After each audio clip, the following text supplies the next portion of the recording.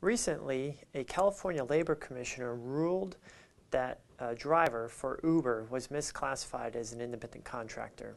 This has gained a lot of news lately, but it's not necessarily as big as the media is making it out to be.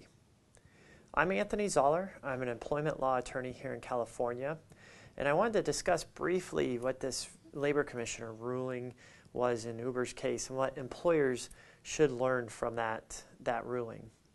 So apparently, here in June of 2015, a labor commissioner out of San Francisco, California, said that Uber misclassified one of its drivers as an independent contractor, and the driver should have been classified as an employee.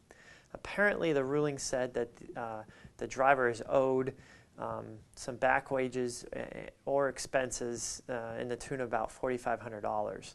The media is claiming that this is really kind of challenging Uber's business model, this one ruling, and is going to affect Uber on a bigger basis.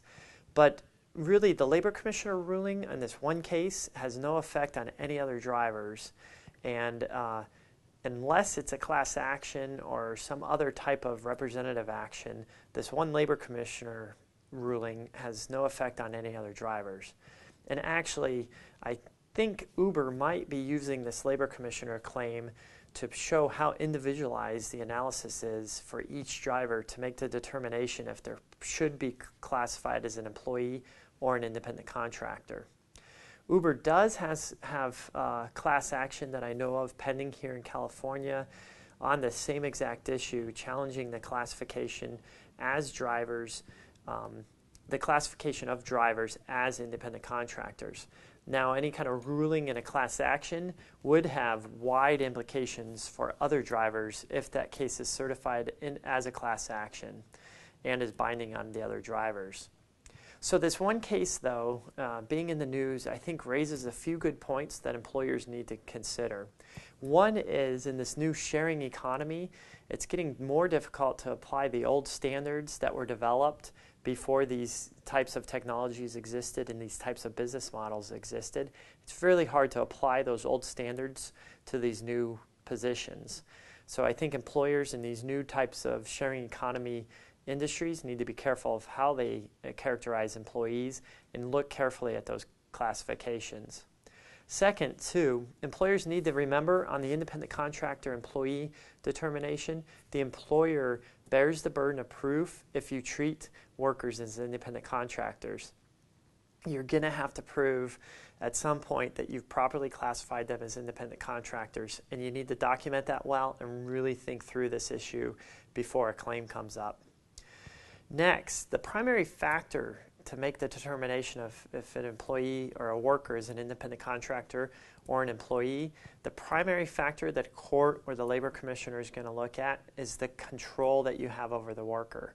To what extent can you control the worker's work schedule, where they work, the duties they work on, things like that. The typical example of an independent contractor is a plumber or a lawyer that you hire, and you just have them do the job, and they're not reporting to you on a daily or regular basis. And they work on their own time schedule, they use their own tools, they might even use their own office. That's more of an independent contractor example. Also, the secondary part of the analysis breaks down to about 13 factors that the court or labor commissioner will look at to make sure that the employer made the correct classification for the workers.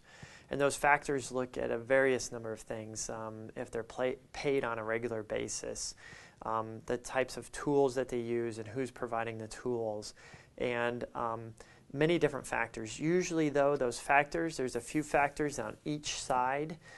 For the employer's position that supports the employer's classification, and sometimes on the worker's position that supports that they should be considered an employee. So it's a bit gray and it's a toss-up. Those other issues that don't fall on one side or the other are a bit usually gray, and it's hard to predict how that outcome is going to be made, what the determination is going to be made by the labor commissioner or court.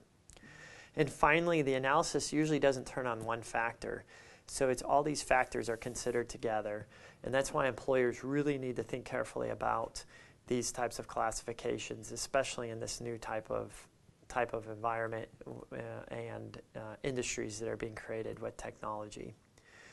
So with that, if you have any questions, please feel free to email me or contact me on Twitter or subscribe to my blog at theemploymentlawreport.com. Thanks.